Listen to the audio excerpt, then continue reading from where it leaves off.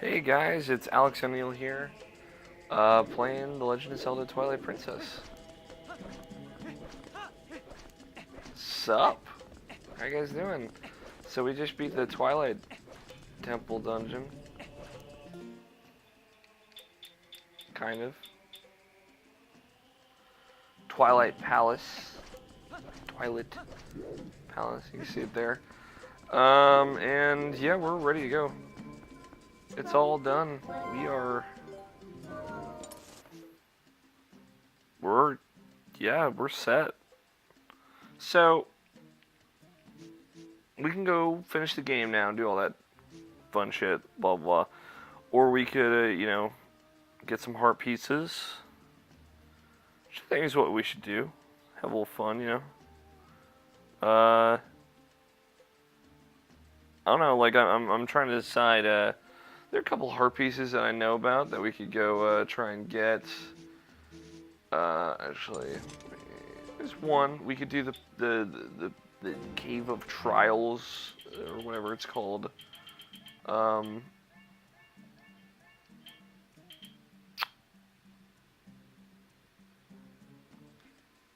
So, why don't we do that?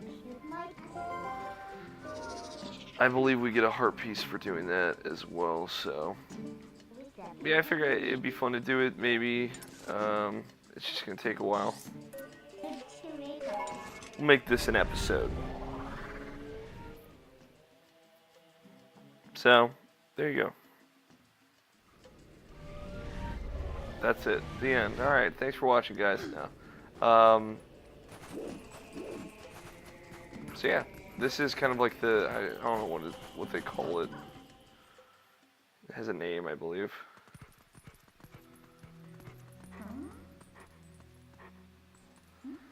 Your power is a gift given only to those with confidence to wield it.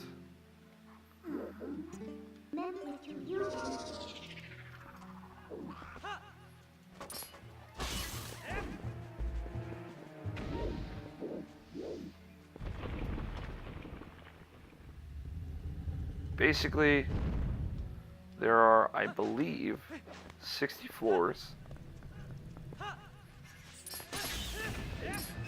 And, oh,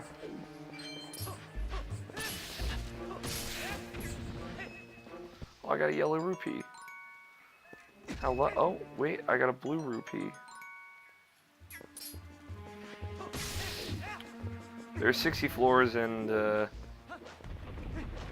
I get 0 hearts.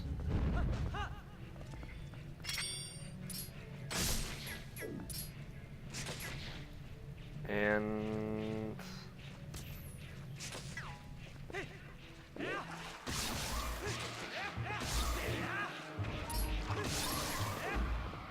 that's it. The end.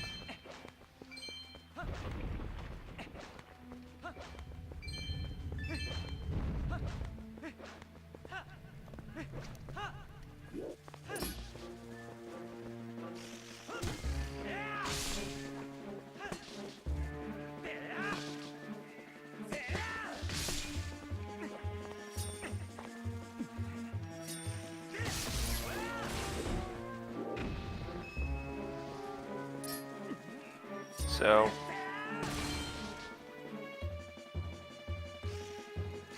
this is gonna take a while.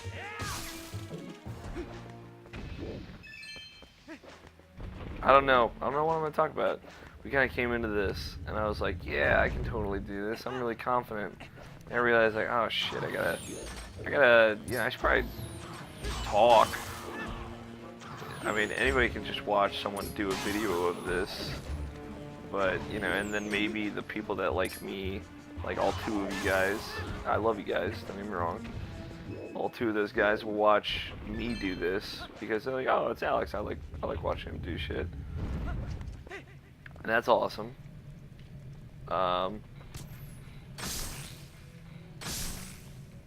Thank you, by the way. And then the rest, I gotta lure you in. I gotta give you good reasons to watch this, make you fall in love with me.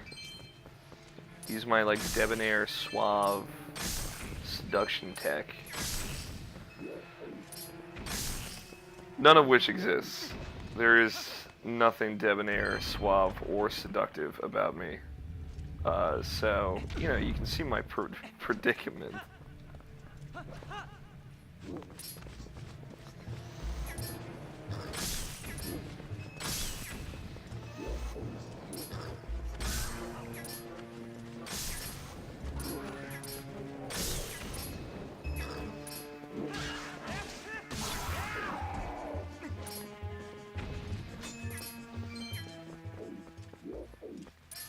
So, oh well. We'll have fun. Once we get to like some of the harder stages, I don't even know what level I'm on. I'm like level 6 maybe? I don't know. 10th of the way there.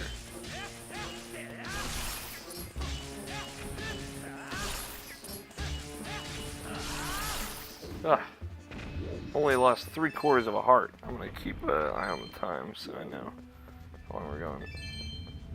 6 minutes in.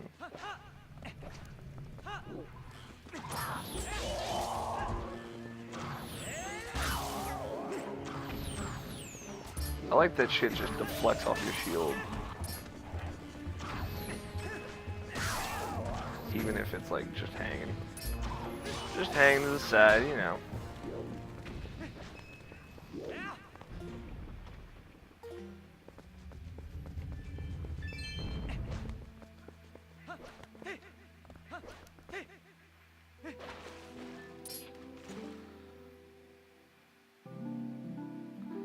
Oh yeah, there is a great fairy in this game, and she's real naked. I forgot about her.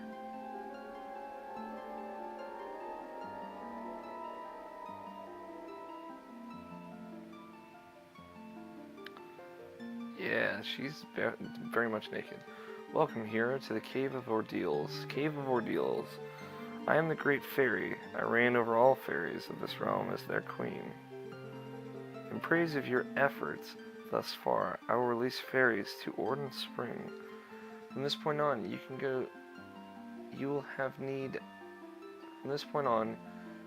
of the ancient power that allows one to walk along a cliff without a single foothold. If you want to give up the fight for now and go re-equip yourself, I can return you to the surface. You need merely speak to me.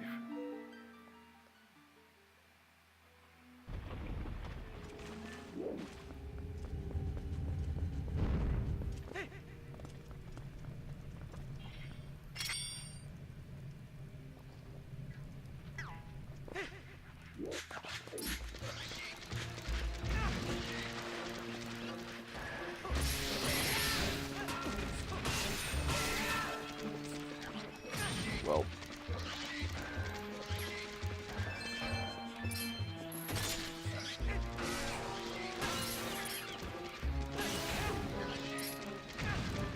oh, what a dick.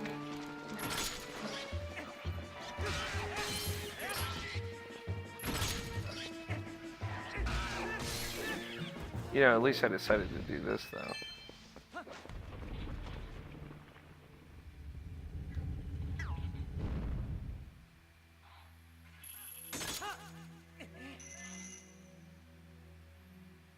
Oh. Not that thing that lets you, do that. Do that, though.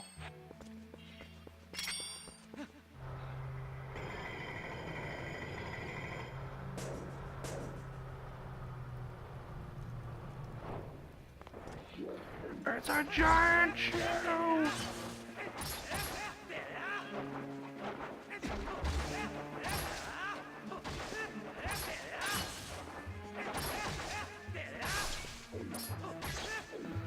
I like the choo-choo design in this game, even though it's pretty boring, you know, technically, aesthetically, just a big old chew blobby blob, but, you know, it's something.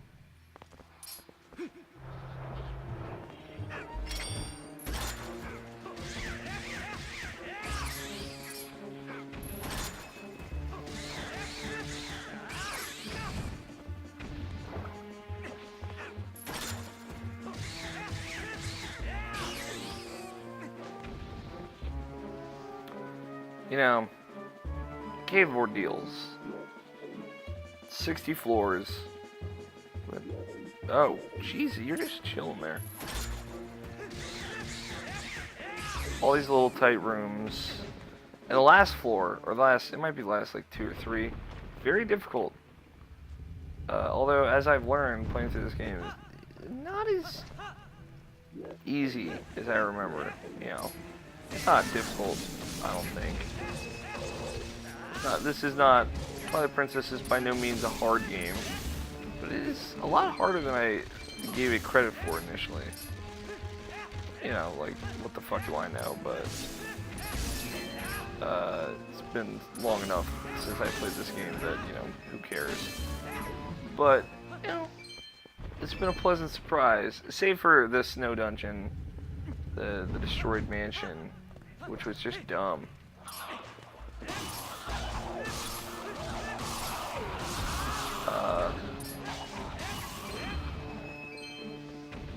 This has been a fun exploration into difficulty of Zelda,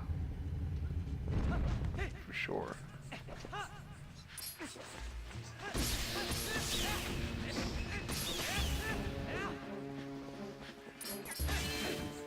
I don't get these weird, like, floors where it's, like, just a bunch of rats.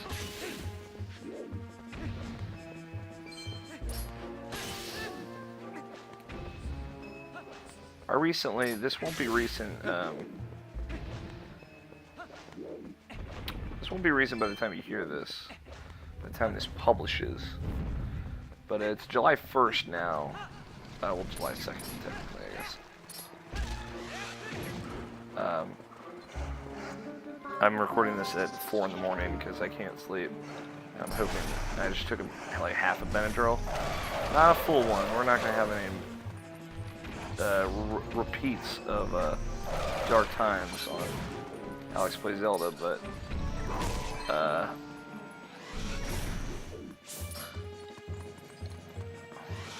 damn it. Fuck it. We're not going to repeat the Dark Times on Alex Plays Zelda. It's just half of one, which hopefully will just get me tired enough to sleep for a little bit. It's been a long week for me. Long 7 days, not like Monday through Friday, but 7 days.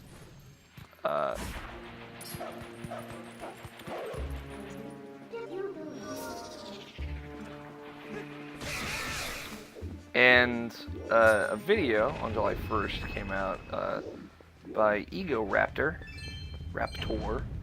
one of my favorite. He may be like my favorite internet personality. Like, oh my god.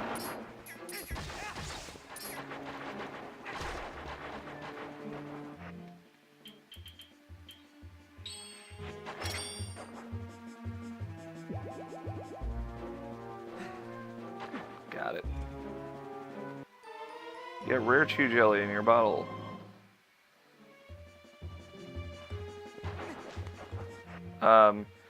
Raptor he's generally just one of my favorite people.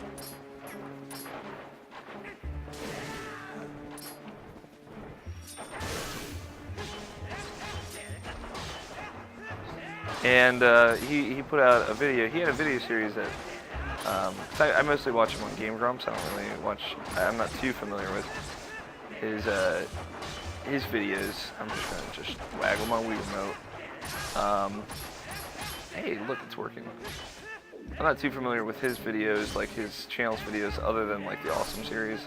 But he's a video series that I learned about called Sequelitis.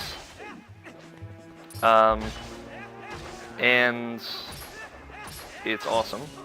Basically, he basically talks about gist of the episode I watched was why, you know, this sequel just didn't really live up to the standard of the game before it. And he did one for The Legend of Zelda: Ocarina of Time versus A Link to the Past. It's very good. Raptor is just a hysterical person. Oh look, she's standing up this time, being all sexy and shit.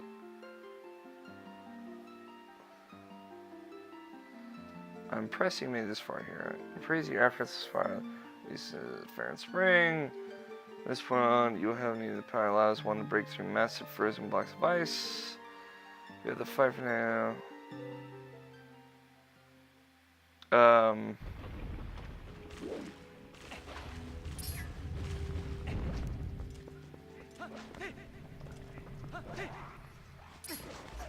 Sorry, I lost my train of thought because she wasn't wearing any clothes.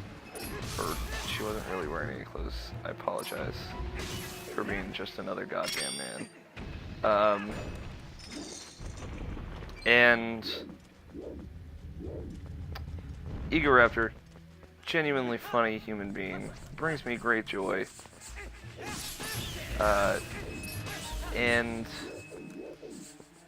oh shit.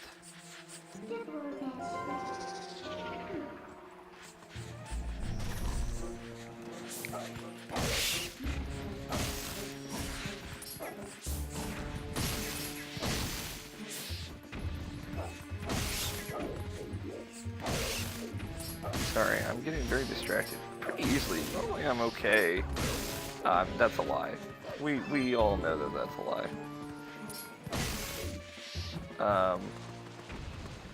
Ooh. But, generally funny. The video is about 31 minutes long, which is absurdly long. And he says that. It's not, like, absurdly long. It's just, you don't see a lot of long-form YouTube videos out there. It was a critique, basically, where he kind of breaks down, kind of like bits about Ocarina of Time and Link to the Past that are really, I would say, well-formed points. I like the setup of his argument. The general idea is, like, you know, he brings up the original Zelda again, where he talks about how the original Zelda was, like, all about exploration. There was no real story. There wasn't any guidance. It was just kind of bullshit, and you just kind of figured your way out. And having played and beaten the original Zelda, that much is true. You know, you bullshit around for a while. Eventually you find a dungeon. Maybe you never find a dungeon. And then you beat the dungeon. And yeah, he talks about how there's this sense of adventure. Like, the only thing that's really given or told to you to do is there's a cave when you start, and when you get in it, you can go in it and get a sword. And the guy's like, yo, you should have a sword, and then you can get a sword. But, like, even then, you could just fucking peace out from the cave and totally not see that. If you wanted to. If you want to be like, there's a cave, but let me see what's to my front, left, and rear first. And there are some people like that. Those people are weird. I don't trust them. But, you know, they exist. I'm not going to preclude the possibility that they're real. I'm curious about something. Yup. Works.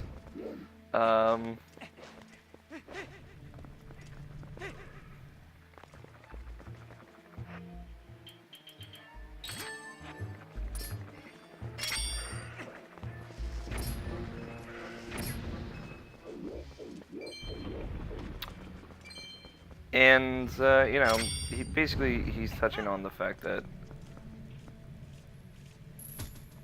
all, like Zelda is very, you know, it's very unique. There hasn't been a Zelda game like the Legend of Zelda. So then he talks about A Link to the Past, and, you know, he's not saying A Link to the Past is infallible, which is good, because it's not a perfect game. Again, I don't think there really is a perfect game, because the reality is games are subjective, just like any other form of art, and some people might like it and some people might hate it. Thus, the option for perfection it's obsolete. It's an obsolete idea. And looking for it will only make the flaws more noticeable. Something might seem perfect to me and something might not, and the same thing might not seem perfect to someone else. And so, if it is not truly perfect to everyone, is it truly perfect at all? And then that raises like a whole nother debate, and blah blah. So I kind of subscribe to that train of thought. Not really. Like, I'll say something is a masterpiece, or something's close to perfect, or near perfect, or nigh perfect, or I love it, or I adore it, blah blah. You know, subjectivity and all. But you know, he touches anyway. There was a tangent, but he touches on Twilight Princesses, or not Twilight Princess, Link to the Past. You know, it's great. It's got that exploring, but there is like, it does tell you to do a lot of shit. You know, it's making you do a lot of things. It's like, hey, you know, like he says, like, when you get to the second open world, the Dark World, and you're doing the Dark World temples, and like it just lists off all the dungeons and exactly where they are, and there's like a numbered order. Is it truly like, you know, is it truly an adventure if you just know you're going to certain places at certain times? And I like that idea. I mean, I don't really agree with Ego Raptor for the most part, that kind of Ocarina of Time and 3D Zelda games aren't Zelda games, because they're not really the heart of what made Zelda games Zelda games. I don't necessarily agree with that. But I see his point, and he states his point well, of like, you know, the original Zelda was all about exploration, and it was an adventure, like it was an actual legitimate adventure, blah blah blah. You know, it had adventuring in it. There was wonder and mystery and awe to everything that was around you. And that's lacking in a lot of modern Zelda games. You know, it doesn't really feel like you can go anywhere in modern Zelda games, save for A Link Between Worlds, which is very much an outlier. And he points that out by the end of the video. He's like, it took me so long to make this video. A Zelda game came out that a Zelda game came out that basically solved all my problems with Zelda games, and maybe that's a good thing, which I like that he points that out.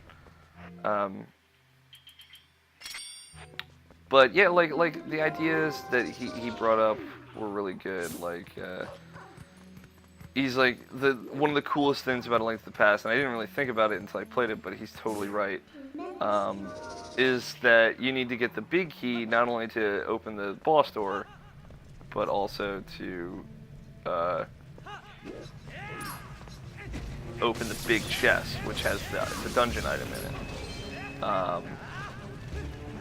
And I forgot about that, but yeah, like, he's like, they create this sense of wonder in the moments, in like the brief moments from when you get the big key to when you get back to wherever the big chest is, of like that simulates like waking up on Christmas morning and running downstairs to get your presents. Like, and that's such a good analogy, and he fucking nails it with that, of just like, there's this moment of there are moments in A Link to the Past when you genuinely don't know what you're gonna get,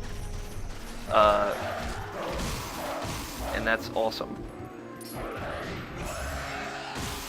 It's like the moments when you're kind of like working back through a dungeon or whatever to get to the big key, or the big chest from the big key. Like, the moment you get the big key, assuming you don't know what's coming, there's like this just genuine sense of wonder and excitement in the air, at least, you know, and like he very much nails it in his description of just like, yeah, like a kid running down to open presents on Christmas morning. And that's a really cool thing. It's a little thing. And then like you open the chest and like it's a big fucking chest, and it's like really satisfying in a weird way of, you know, you're opening this giant chest to get fucking treasure.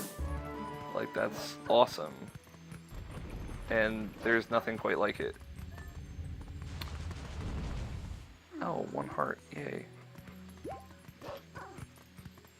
And he points out, like, god damn it, in Ocarina of Time, and so on, and from then on, yeah, like, the wonder of the item you would get is kind of taken away. Like, you usually know what you're gonna get before you get it. And that's true. But that's kind of true of all Zelda games, even A Link to the Past to an extent. But like it makes a very good point of like all the chests are kind of the same. There's no big chest anymore. So the dungeon item that you're so excited to get is just it comes in a chest that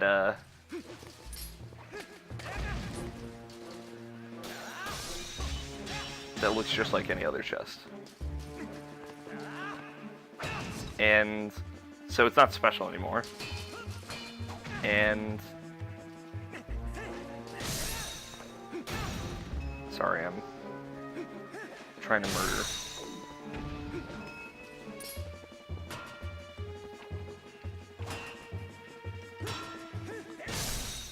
So it's not special anymore. And then you just get this like ridiculous long opening chest animation that is like artificial excitement. And I like that he pointed out there. It is very much artificial. It's building tension, but you shouldn't have to build any tension. Like you should be excited about it. Give me an actual reason to be excited. Like opening something that's in a giant fucking treasure chest is a reason to be excited. And like you know you're gonna get something good from it. But like this weird like lengthy chest opening animation is a bullshit artificial reason to be excited about something. And I agree, like that's totally true. And he's like, oh, it takes fucking forever too. And he's like, we could be opening so many chests in this time that we're looking at this stupid artificial animation. And then he played the clips of opening like 6 chests in A Link to the Past in the time it takes him to open 1 chest in Ocarina of Time. And I think that's so funny. He's like, Ocarina of Time just ruined it for all the other 3D Zelda games too. And he makes a good point of talking about how like the Z-axis works in video games basically, and how like by making Zelda 3D with Ocarina of Time, you know, it creates this basically this sense where you know like what plane every enemy is on. Where like in A Link to the Past they can kind of finagle that and change that, like how he points out that, for example's sake, like you can, anytime there's a bat, for example, that you're fighting, you can always hit the bat. Like, it'll always mysteriously be on sword level, even though it might actually be higher or lower. It'll always be within your sword's reach. But in like Ocarina of Time, welp.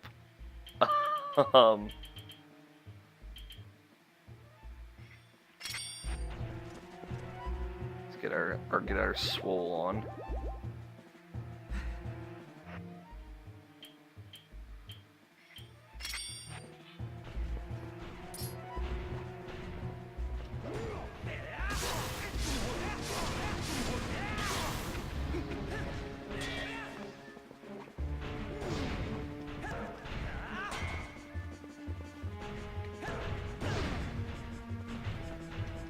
I'm gonna have to concentrate during this, so bear with me.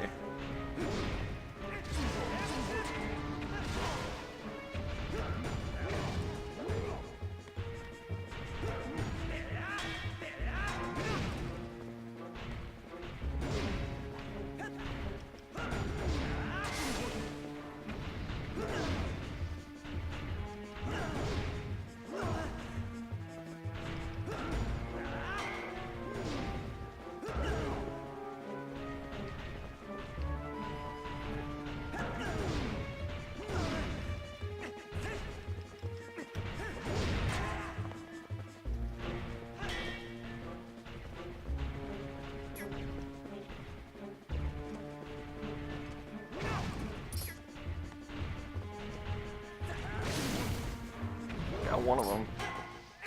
Weirdly got the one I was not intending to hit.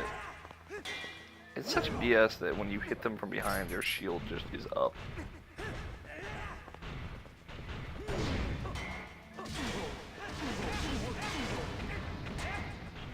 I think this might be the last stage. There might be one more where it's fighting 3 of these, but I don't know.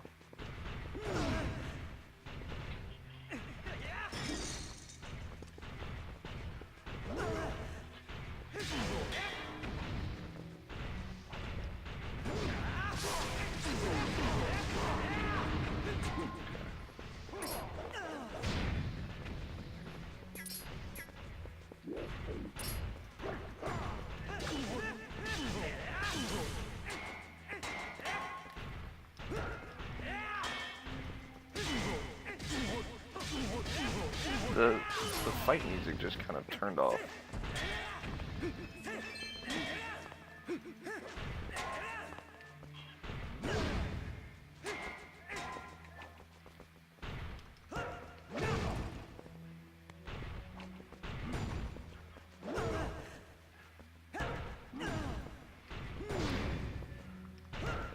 It's so weird that it doesn't work. You would think it'd be like kind of designed for enemies like this. I guess he's like heavily armored all around.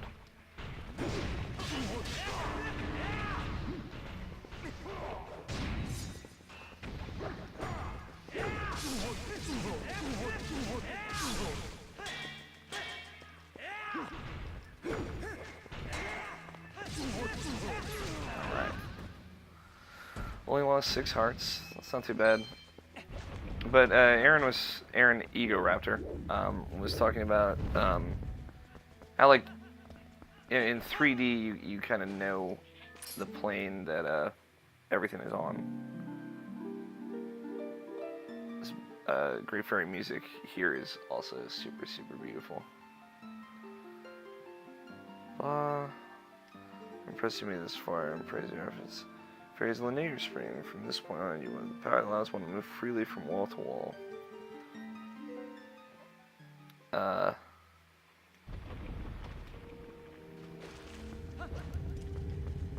He touches on.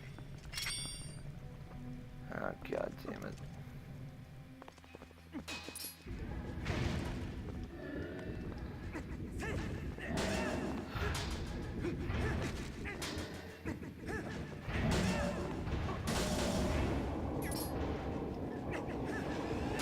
Like, basically the fact that you can hit a Keese or a bat from anywhere in A Link to the Past makes a huge difference, because if you in 3D Zelda, you can't just kind of like walk around and attack. You can't be moving and be in combat as well. Whereas in 2D Zelda, you have to be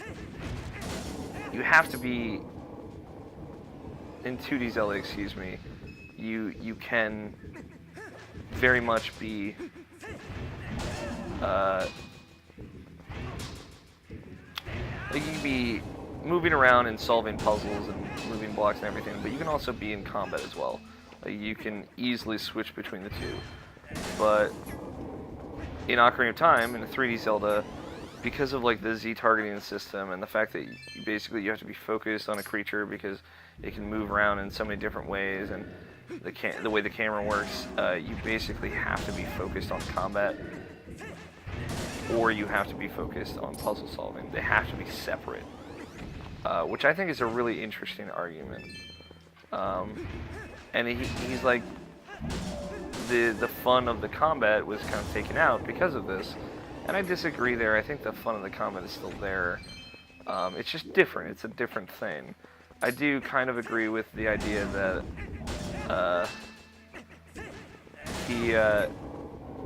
like that combat and puzzle solving have to be separate. That's why I think combat should be more puzzle oriented. And I think he hates on Skyward Sword quite a bit in this video for all the right reasons. Like, Skyward Sword has a lot of fucking problems, and it makes Zelda kind of tedious and not very fun in a lot of scenarios. And it basically tells you what to do at every turn. And I agree, 100%. It really does, and that's why I'm excited to kind of go back and play it again and see if I even still like that game.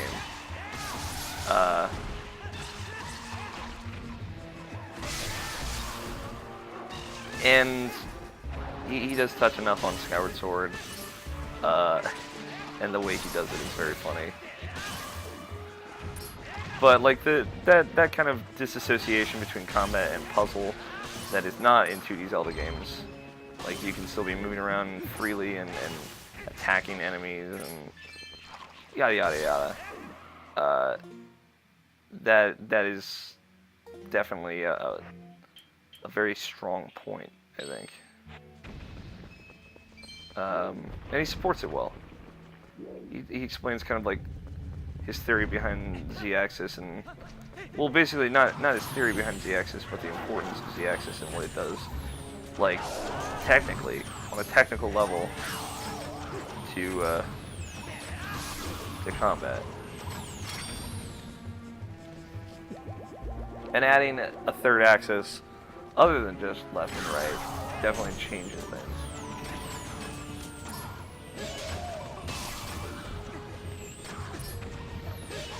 I think it's silly that, also, that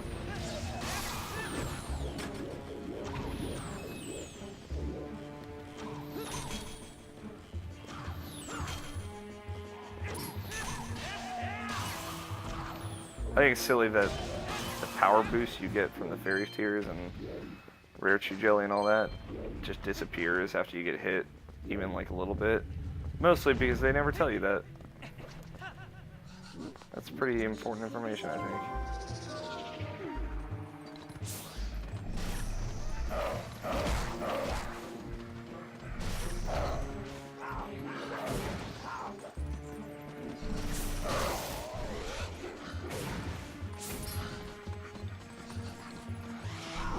God damn it.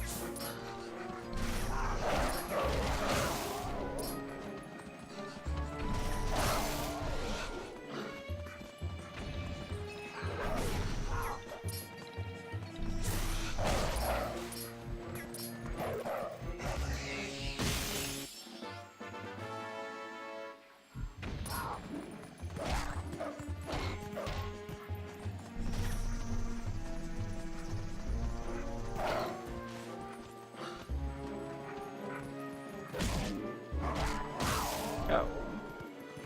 Well. It's a very interesting video.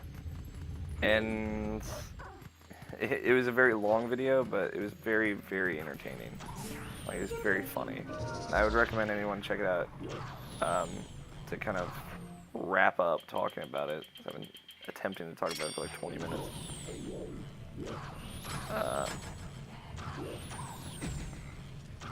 God fucking damn it.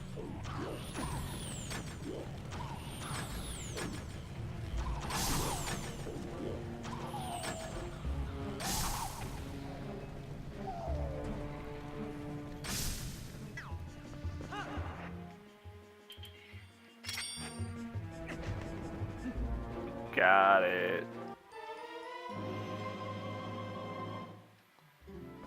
They do give you quite a few options to get health back in this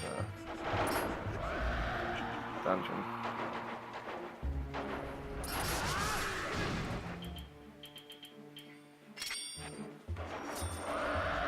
Fuck.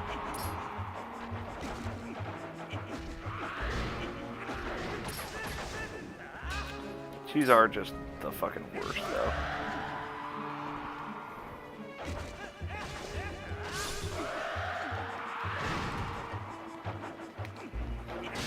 I hate that, like, if you've been hit and knocked down, the give dead scream will still work. That doesn't make any sense. No more choose.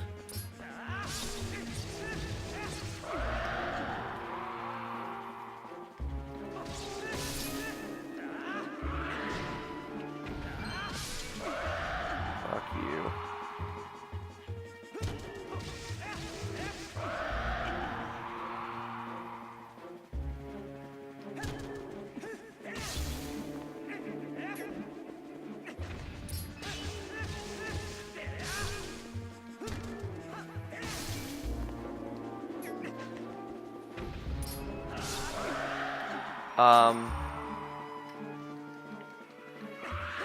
If you want to check it out, it's youtube.com/egoraptor.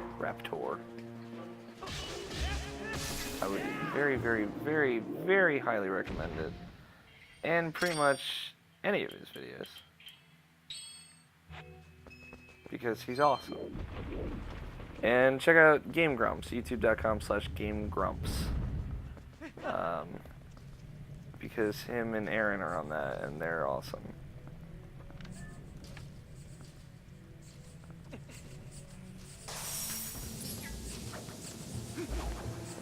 Alright, him and Aaron. Him and Danny.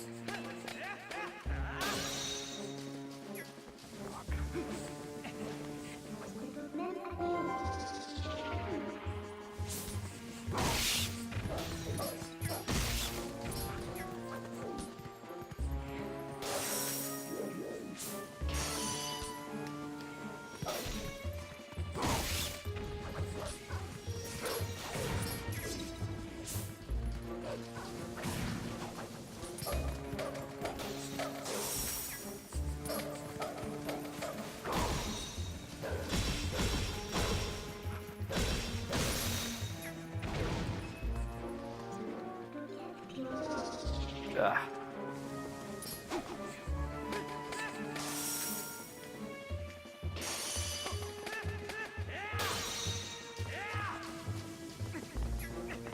Oh, they just need a fucking perfect combination of enemies to piss me off.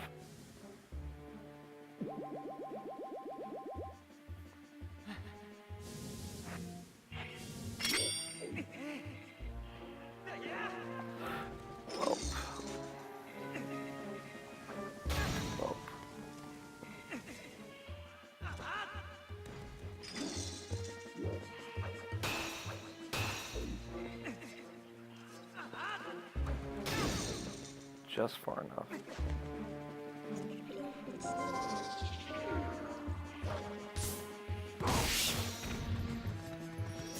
Alright, kill them.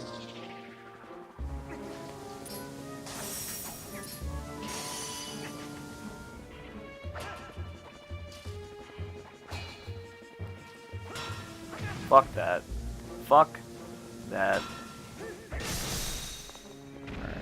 That was good bullshit. Like the good bullshit fairy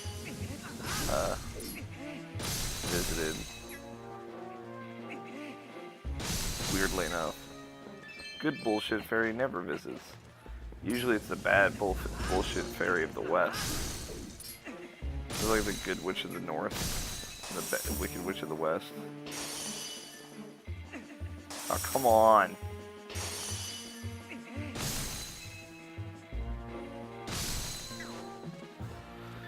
Alright, we got through it, guys.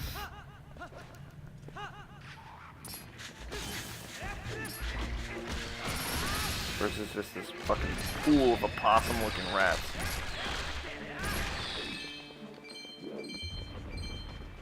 Underneath the gateway. I get them all in one hit, though, because I'm a boss. No, motherfucker.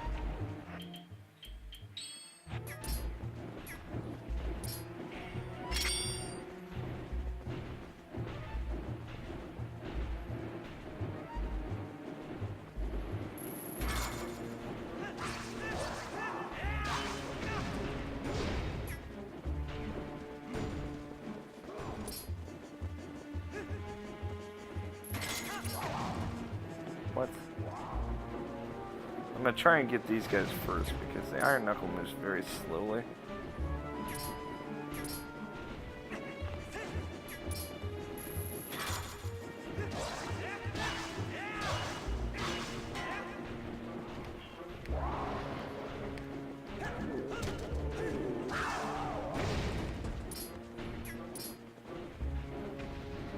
They do, I think, like comparable amounts of damage. Maybe not the same, but close enough. But the quick guy should always go first.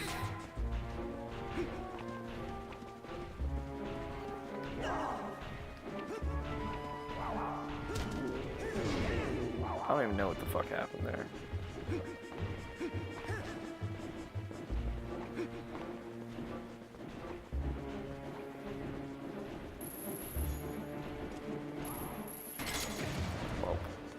I like they fucking grappled onto him anyway. Because stupid.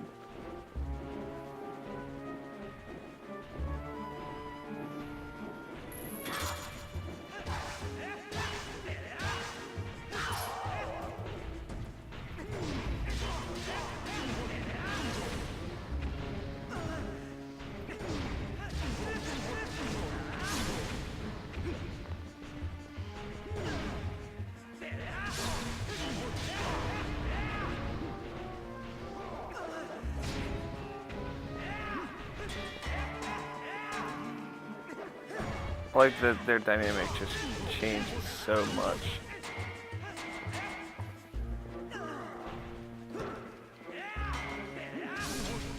Once you take off their armor and then they lose their shield and they completely change how they attack you. 47 minutes. Okay. This is the last room. We're gonna magic armor it up here.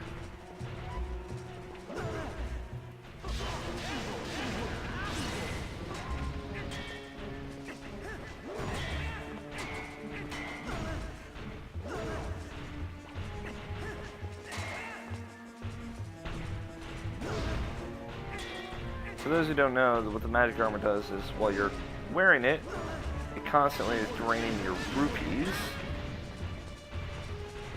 And every time you take a hit, instead of taking damage, you lose a chunk of rupees. Depending on the damage hit, that's how many rupees you lose. It's a pretty useless item because, you know, it's why are you taking hits, right?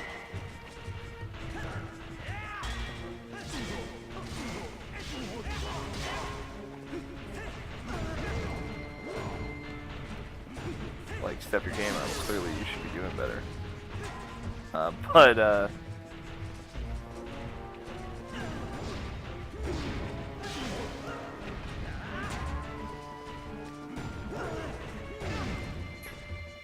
But if you have a lot of rupees to spare, like myself, and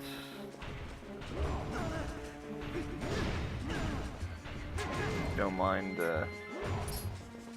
feeling a little cheap, a little dirty,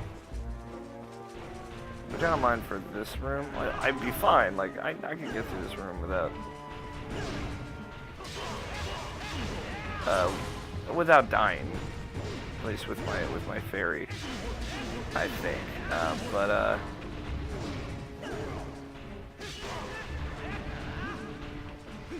You know, I have fucking 1,000 rupees. I have the max rupees. I'm not ever gonna need rupees again. This way I can start picking up rupees again.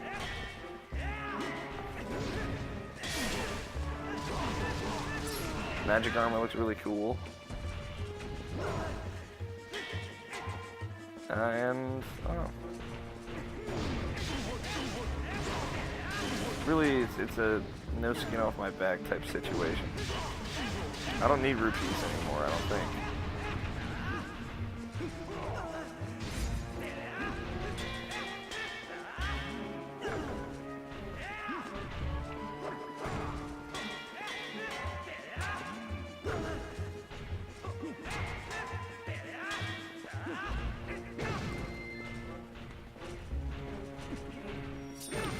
can see how kind of useless an item though is.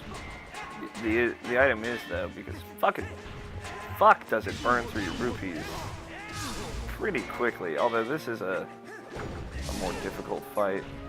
And I thought he was dead. But yeah, it'll eat your rupees. But it's pretty sexy armor.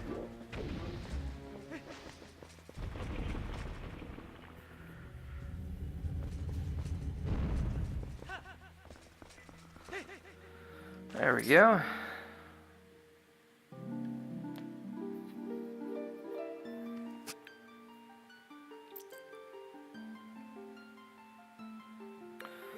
You cleared many ordeals. How impressive.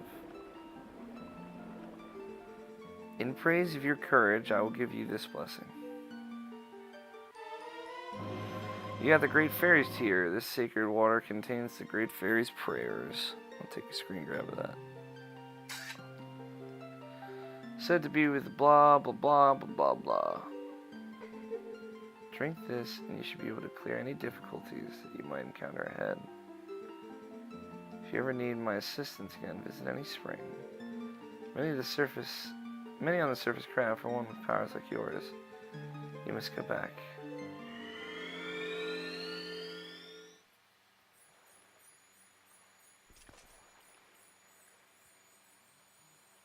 She wanted it.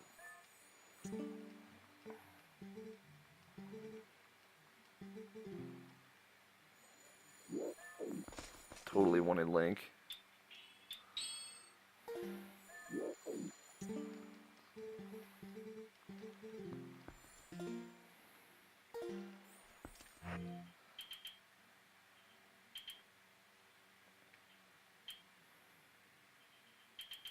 Yeah, it wasn't as good a reward as I thought there was gonna be.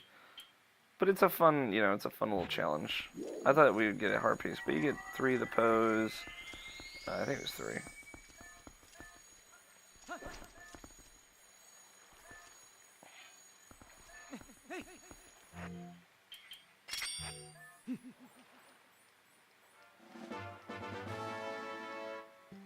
And then you get access basically to fairies at every spring, and then Great Fairy's tears at every spring, which is super nice. It's super helpful, and then you get that sweet, sexy scene between Link and the Great Fairy. Oh, he's getting all like frisky though. All right.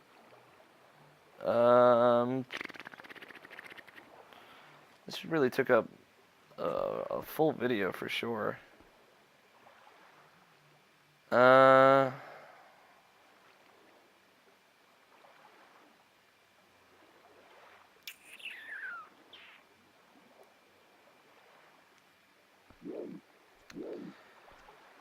I guess we don't need the last few heart pieces. They're superfluous. A word I love to say. There are 45 heart pieces in Twilight Princess, it looks like.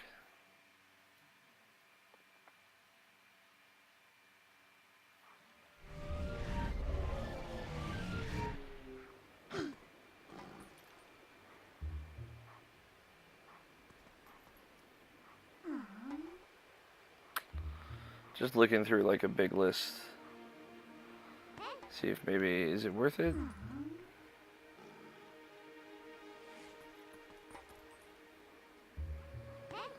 Hey, it's a Pona.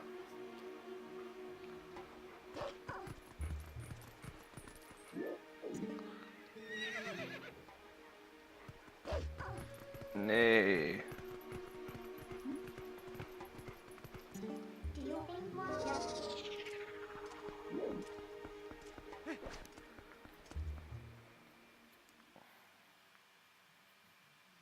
Well, we got to use a magic armor at least.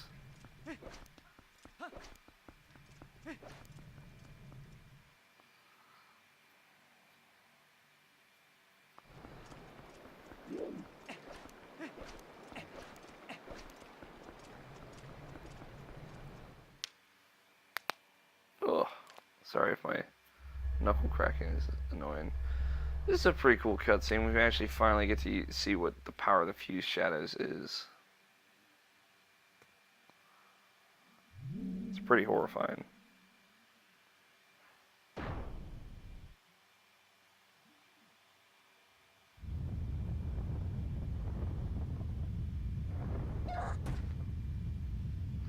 It's fucked up too. What happens at midnight? It's just dark, man.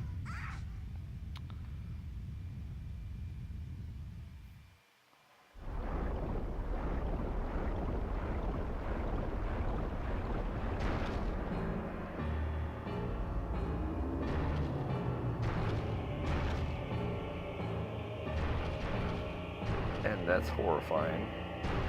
Gotta imagine seeing that fucking in a dark alley alone with you.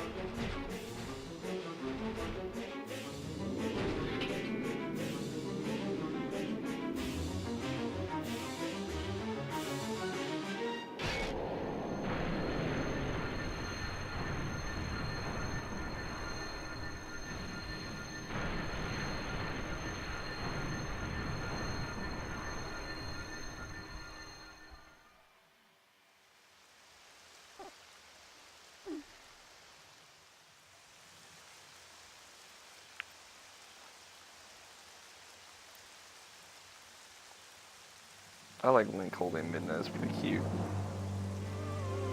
Get that fucking classic Link to the Past Hyrule Castle music redone once more. Oh. Well, this is a good place to stop it. When we come back, we have one dungeon left, Hyrule Castle. And boy, is it a doozy, that's for sure. Thank you guys so much for watching. If you like this, please subscribe. I would love that. And, yeah, check me out on Twitter at alfighter27. And check out irrationalpatches.com. I would very much appreciate that. With that, we'll be back tomorrow with the final dungeon, Hyrule Castle. And hopefully we'll have some more fun. So, thanks for watching, guys.